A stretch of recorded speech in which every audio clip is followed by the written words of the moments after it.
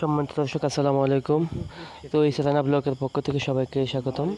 তো আমি Mohammad Habibur Rahman, AI technician, Thakurgaon dairy limited. তো সবার কাছে রিকোয়েস্ট, যারা চ্যানেল নতুন অবশ্যই চ্যানেলটি সাবস্ক্রাইব করবেন এবং পাশে থাকা বেল আইকনটি বাজিয়ে রাখবেন। তো দর্শক বন্ধুরা, কথা না বাড়িয়ে তো ভিডিওতে যে আপনারা ষাঁড় বাচ্চাটি দেখতে পাচ্ছেন, এটা হচ্ছে টিটিএল কোম্পানির 347 নাম্বার বুল, অর্থাৎ সবচেয়ে ভালো যে টিটিএলের সেই বুলটা, সেটা হচ্ছে 347-এর স্পেশাল বুল, সেটার বাচ্চা। তো বাচ্চাটার গাভী কিন্তু একবারে দেশি, ছোট, টোটাল লাইভ ওয়েট 120 কেজির বেশি হবে না।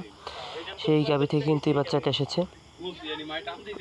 এটার দেখে কিন্তু খামারি অনেক খুশি, অর্থাৎ আমার ওই এলাকায় যত সব খামারি আছে সবাই কিন্তু খুবই খুশি।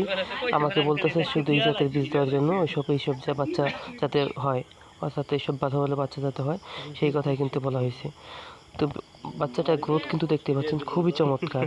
নাভি, গলকম্ব, পুষ দেখলে কিন্তু সবাই পছন্দ করবে, যেমন কালার খুবই চমৎকার। এই গাভীটির এই বাচ্চাটি যেই গাভী থেকে হয়েছে, সেই গাভীটির কালার কিন্তু কালো, একেবারে কালো, কিন্তু দেখতে পাচ্ছেন বাচ্চাটির কালার কিন্তু কালো হয় নাই, একেবারে লাল হয়েছে এবং কানগুলো কিন্তু বড়। তো শাহিওয়ালের যে বৈশিষ্ট্য থাকা প্রয়োজন সবগুলো কিন্তু এর মধ্যে রয়েছে। বাচ্চাটা কিন্তু খুবই বড় দেখতে, এটার ওজন অনেক, মনে করেন 25 থেকে 30 কেজির মতো হবে। ছোটো গাভী থেকে এরকম হয়েছে। তো খামারি আমাকে বলছে যে এই গাভীটি বাচ্চা প্রসব করার ক্ষেত্রে খুব কষ্ট হয়েছে, যে দুই থেকে তিনজন লোক লাগছে এটা টেনে বের করার জন্য। তো বাচ্চাটা কিন্তু আকারে বড় হয়ে যায়।